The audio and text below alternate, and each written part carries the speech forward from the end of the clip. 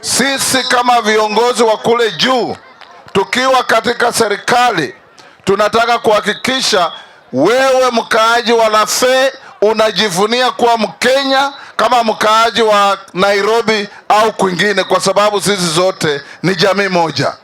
Leo hii tukiwa hapa, mimi ni kuambia tu watu wetu, kwanza tuungane, pili tukiwe na amani, tatu wale hamna vipande, mumeona tumefika hapa, na nawashukuru ofisi ya Interior kwa kuleta kuandikisha vipande kwa wananchi.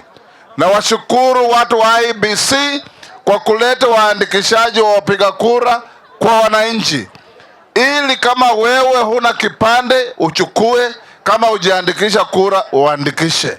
Ikifika 2027 tunawaomba na kuwarai, sisi kama nchi tumekuwa na marais 4 na nyinyi wenyewe mnaona tofauti.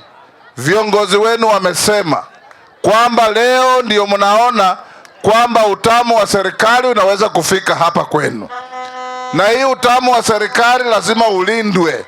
Hii utamu wa serikali lazima uzingirwe. Hii utamu wa serikali lazima usungumuziwe.